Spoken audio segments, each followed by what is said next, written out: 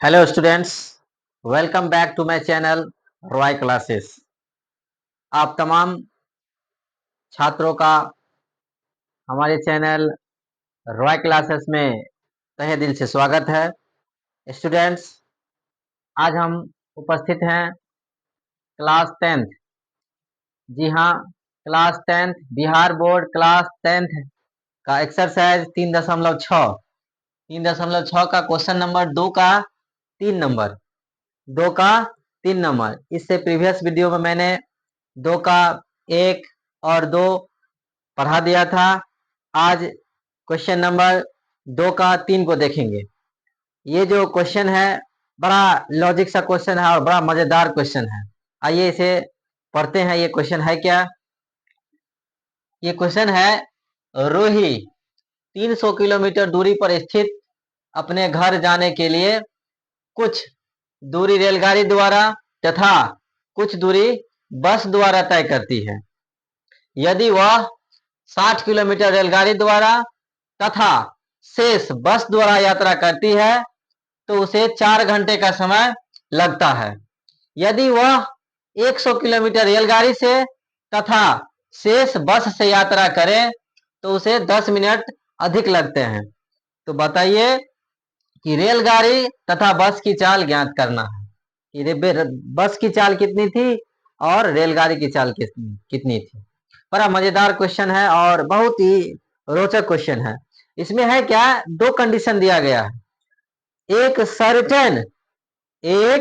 Certain distance को cover करने के लिए वो जो साधन जो लिया गया है वो 2 प्रकार का साधन लिया गया है, एक रेलगाड़ी और दूसरा बस। तो कुछ दूरी वो कवर जो करती है रेलगाड़ी द्वारा और कुछ दूरी जो कवर करती है वो बस द्वारा कवर करती है। तो टोटल जो दूरी है उसके घर से जो उसकी दूरी है, ऑफिस जा रहा है या कहीं भी जो यात्रा कर रही है, तो उसका टोटल दूरी कितना है? 300 किलोमीटर। आइए हम कुछ डायग्राम के माध्यम से इसे जानने का प्रयास कर रहे हैं। ये मान लेते हैं ए और बी, ये उसके घर से दूरी है जो कि टोटल कितना है? 300 किलोमीटर, जो कि कितना है? 300 किलोमीटर है। और इन 300 किलोमीटर को कवर करने के लिए वो कुछ रेलगाड़ी द्वारा और कुछ बस द्वारा, तो पहला स्थिति में जो है वो रेलगाड़ी द्वारा कितना किलोमीटर दूरी तय करती है? 60 किलोमीटर। तो मान लिया जाए ये यहां से यहां तक वो किस माध्यम से जाती है? रेलगाड़ी से। रेलगाड़ी के द्वारा वो 60 किलोमीटर, तो ये कितने होंगे? 60 किलोमीटर दूरी वो रेलगाड़ी से तय कर लिया। 300 किलोमीटर जाने के लिए उन्होंने 60 किलोमीटर रेलगाड़ी से तय कर लिया। बाकी जो है वो बस से यात्रा करती है। मतलब 300 किलोमीटर में से 60 किलोमीटर तो वो कवर कर चुकी है रेलगाड़ी से, बाय रेलगाड़ी। अब बाय बस कितना होगा? तो 300 में से 60 क्या हो जाएगा? लेस हो जाएगा। मतलब ये यहां से जो यहां तक की जो दूरी वो तय करेगी, यहां से यहां तक वो कितनी होगी?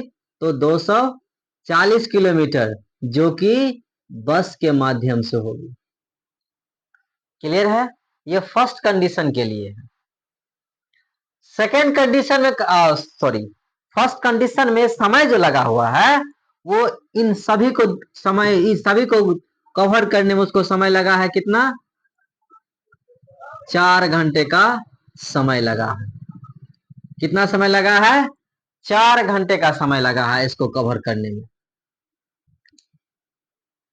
सेकेंड कंडीशन यानी अगला जो कंडीशन है, कह रहा है कि अगर वो रूही 100 किलोमीटर बाय रेलगाड़ी करती है कवर, मतलब 100 किलोमीटर दूरी को वो कवर करती है रेलगाड़ी के माध्यम से, रेलगाड़ी के द्वारा। तो मान लेते हैं ये 100 किलोमीटर यहां से, चूंकि 60 यहां हम लिए हैं, एज्यूम किए हैं, तो 100 यहां एज्यूम कर लेते हैं ना। 100 किलोमीटर किससे करती है वो? रेलगाड़ी से। 300 किलोमीटर में, सेकंड कंडीशन में 300 किलोमीटर वो 100 किलोमीटर दूरी तय कर ली किससे? रेलगाड़ी से। बाकी का जो किलोमीटर है, मतलब बाकी का जो 200 किलोमीटर है, 200 किलोमीटर वो करती है बस से।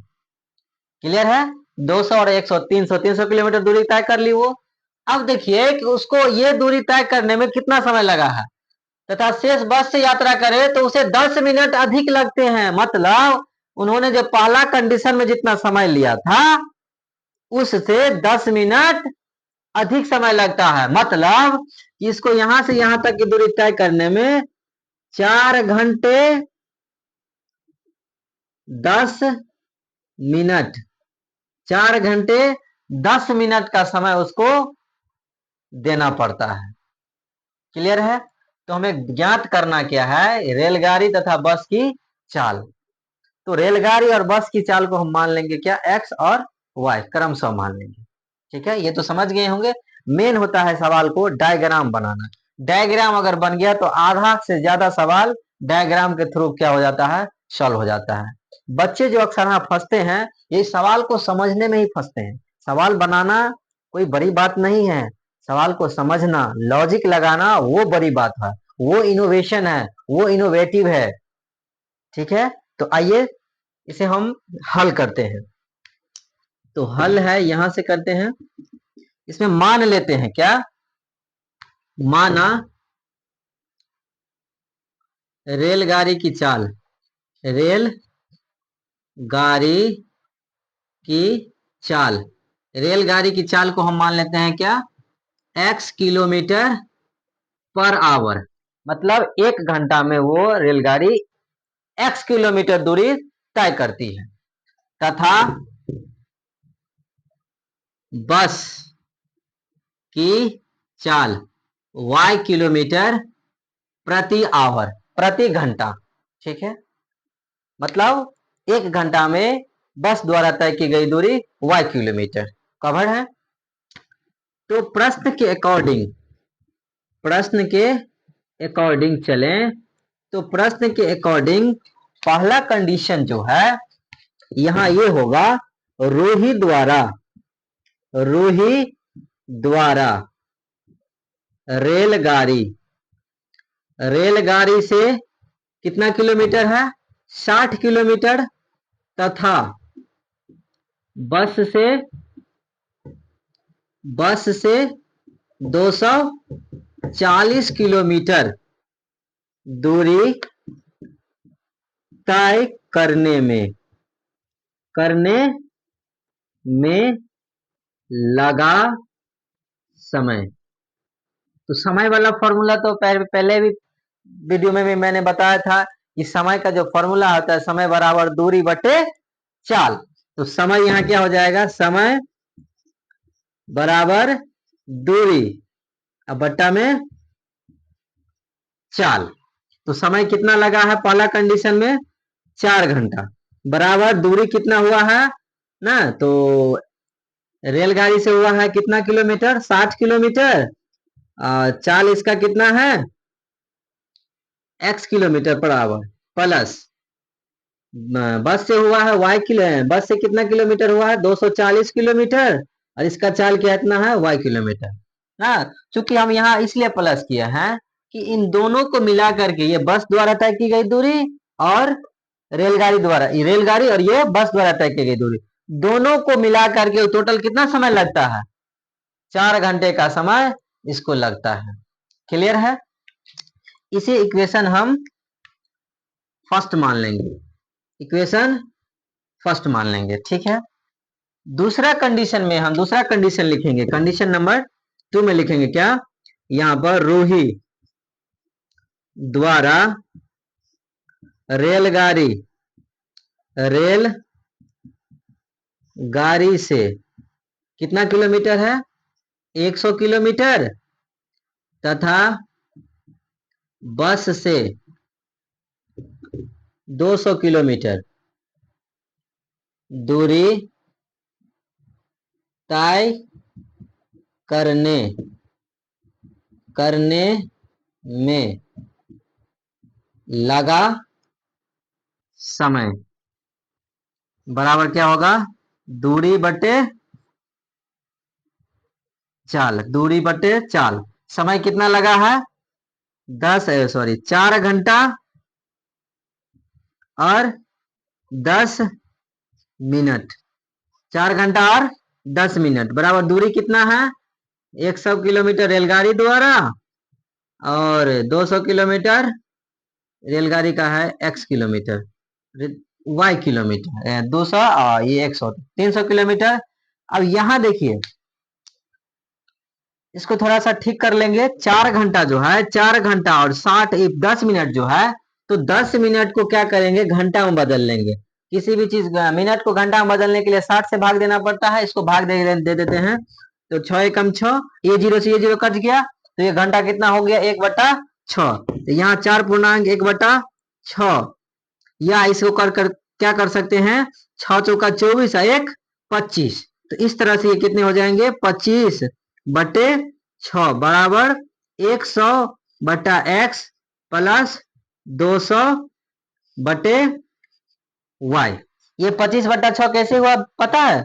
देखिए, ये हुआ 4 घंटा तो उसको कंप्लीट लगा है और 10 मिनट का समय एक्स्ट्रा लगा, तो 4 घंटे 10 मिनट को हमने क्या किया? घंटा में बदल लिया, जो कि 1/6 होता है। तो 4 घंटा का पहले समय था, 1 घंटा का 1 घंटा/6 घंटा, 1/6 घंटा और लग गया। ये पूर्णांक को क्या करें? फ्रैक्शन में तोड़े हैं, तो 6 चौका 24 है, 1 25 है, बटे में कितना है? 6। क्लियर है? इसे इक्वेशन क्या मान लिया जाएगा? 2। इसे इक्वेशन 2 मान लिया जाएगा। क्लियर है?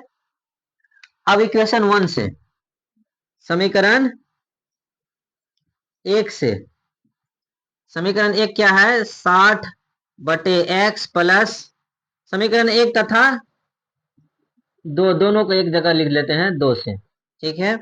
60/x 240/y बराबर कितने हो जाएंगे? 4। और इधर है क्या? दूसरा समीकरण है 100/x प्लस 200/y बराबर 25/6। अब यहां पर हम ये जो कंडीशन है, इस कंडीशन को ये भी लिख सकते हैं, 60 गुने 1/x प्लस 240 गुने 1/y बराबर 4। ये ऐसे, ये इसलिए हुए, अभी भी इसका वैल्यू क्या है? इस समीकरण का वैल्यू 60/x ही है। देखिए 60, ये नीचे में कुछ नहीं है, तो क्या हो जाएंगे यहाँ पर? 1। इसको गुना करेंगे तो 60 एकम 60, x को x 1 से गुना करेंगे तो x ही होगा, तो 60/x अभी भी वही है। तो सवाल को हल करने के लिए हमने क्या किया? इजी बनाने के लिए इस तरह से इसको फॉर्म केवल चेंज कर दिया। ठीक इसी तरह से इसका भी फॉर्म चेंज करेंगे, तो 100 गुने 1/x प्लस 200 गुने 1/y बराबर कितने हो जाएंगे? 25/6। ये इसमें हमने बेस लिया है, x और y को बेस लिया है, ताकि 1/x इसमें भी है, 1/y इसमें भी है, दोनों में 1/x और 1/y है। क्लियर है? ऐसा इसलिए किया जाता है कि ये क्या है?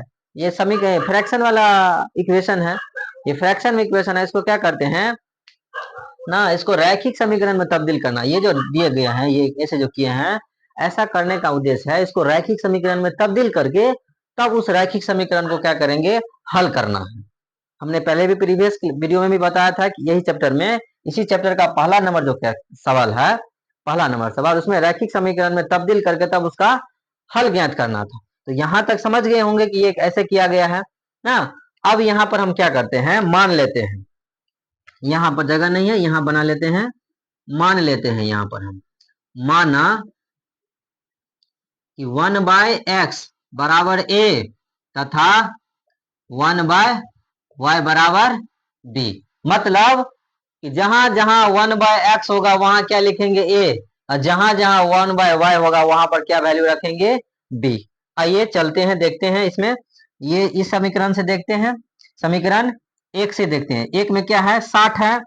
इस समीकरण में देखते हैं पहले, 60 गुने 1/x दिया गया है, 60 गुने 1/x है, तो 60 गुने 1 जो x दिया गया है, तो 60 तो 60 ही रहेंगे, 60 ही रहेंगे, गुने 1 जो x है, तो 1/x का वैल्यू हमने कितना रखा है? a, फिर प्लस प्लस 240 तो रहेंगे ही रहेंगे, गुने 1/y को क्या माने हैं, तो b माने हैं, बी रहेंगे और बटे में कितने हो जाएंगे 4। तो ये कितने हो जाएंगे याद करके 60a प्लस 240b बराबर में कितना हो जाएगा 4। क्लियर है। अब इसे हम इक्वेशन क्या मान लेंगे, इसे इक्वेशन थर्ड मान लेंगे, मतलब समीकरण 3। ठीक उसी तरह से इसमें भी यही काम करेंगे।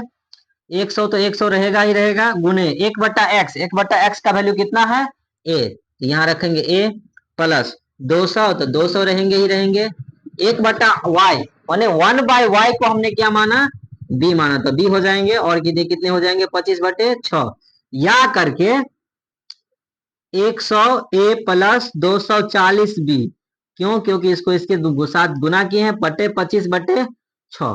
अब देखिए यहाँ पर बट्टा में है, यहाँ पर बट्टा में नहीं है, मतलब ये फ्रैक्शन है, ये नेचुरल नंबर है। ठीक है, कहाँ पे समीकरण 3 के नीचा में 200, सॉरी यहाँ पर होंगे कितना 240 लिखा गया है ना, 200 होगा यहाँ पर, क्योंकि 100 किलोमीटर वो क्या कर लेती है, क्या कर लेती है ना, ट्रेन से यात्रा कर लेती है, बाकी का 200 जो है बस से यात्रा करती है। तो यहाँ मिस्टेक थोड़ा हुआ था, 40 लिखा गया था। अब क्या करेंगे, यहाँ पर कुछ नहीं है तो सबके नीचे में क्या है 1 है। अब इस क्रॉस मल्टीप्लीकेशन करेंगे, मतलब ये जो 6 है, इस 6 से 101 को भी गुना होगा और 200b को भी, तो 6 से 101 को गुना करेंगे तो 600, 6 दूना सॉरी 100 को 6 से करेंगे तो 600a, इसको 200 करें, 200 करेंगे 200 से तो 600b बराबर 25। अब इसे इक्वेशन क्या मान लेंगे 4, इक्वेशन 4। अब हमें करना क्या है कि इक्वेशन 3 और इक्वेशन 4 को देखेंगे गौर से कि इसका कौन सा वैल्यू को क्या करेंगे तो ताकि ये जो है हल हो जाएंगे।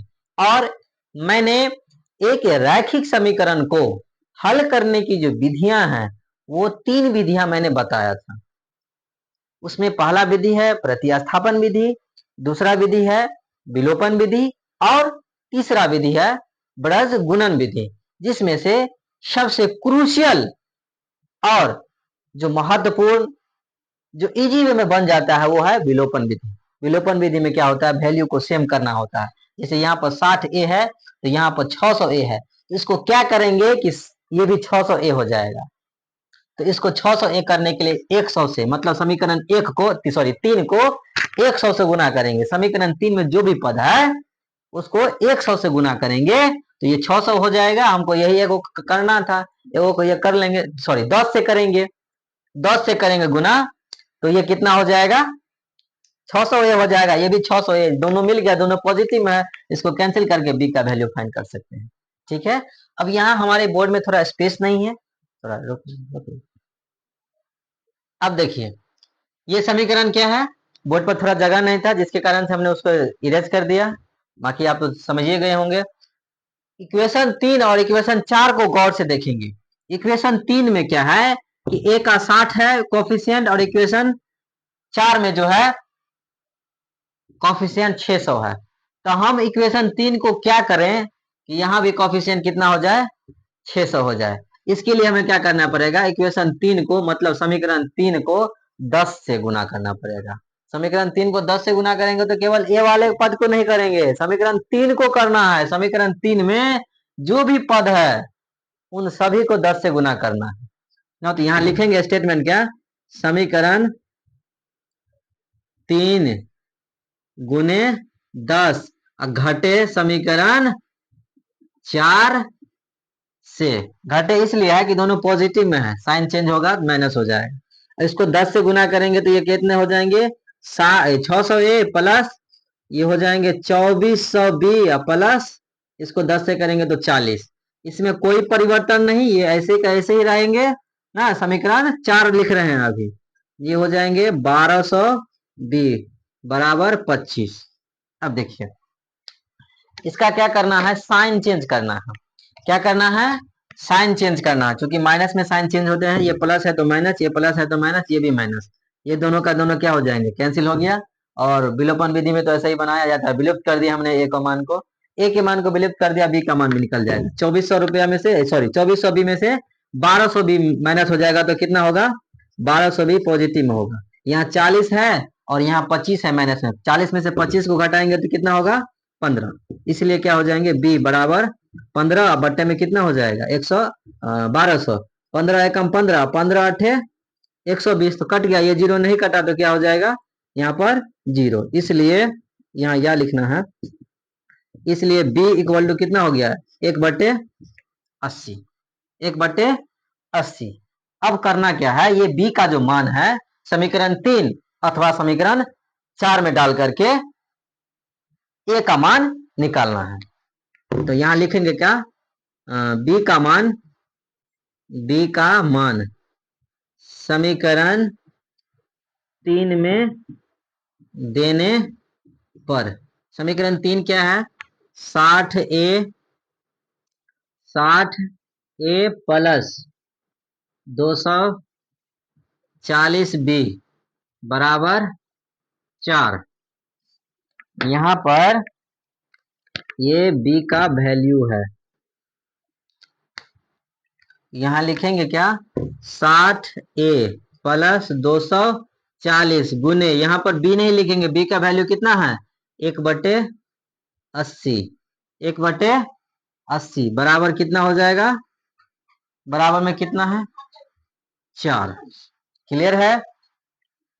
अब हम इसे क्या करेंगे, काटेंगे, ये कट जाएगा, ये जीरो से ये जीरो कट जाएगा, 8 एकम 8, 8 24, तो 60a प्लस ये 3 हो जाएगा इसका वैल्यू बराबर में 4, फिर या करके 60a बराबर 4 घटे ये 3 जो है अभी लेफ्ट में है, राइट की ओर ले जा रहे हैं तो माइनस हो जाएगा, या a इक्वल टू 1 बाय कितना हो जाएगा, ये 60 नीचे आ जाएगा।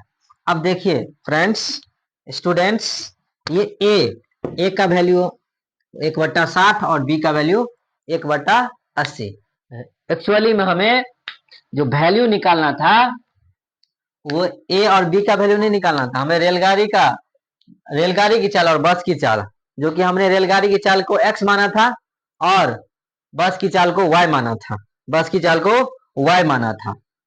तो हमने माना क्या था, यहां पर अब लिखेंगे, अब 1/x इक्वल टू क्या माना था, a, तथा 1/y इक्वल टू क्या माना था, b। 1/x बराबर ये a का वैल्यू कितना है, 1/60, कोना को निगुना करेंगे, इसको x से करेंगे तो x से करेंगे तो x होगा, और इसको 60 से 1 को करेंगे तो 60 होगा। इस तरह से x का वैल्यू कितना हो गया, 60, फिर y बटे 1/y बराबर b का वैल्यू कितना है, 1/80, 1/80, इसलिए y इक्वल टू कितना हो गया, 80। अब देखिए x का वैल्यू हो गया 60 और y का वैल्यू 80, तो x का जो वैल्यू है 60 मतलब रेलगाड़ी का, और 80 जो है बस का माने थे, तो ये बस का हो गया। मतलब फाइनली अंतिम रूप से जो अंतिम चरण जो होगा ना, अतः रेलगाड़ी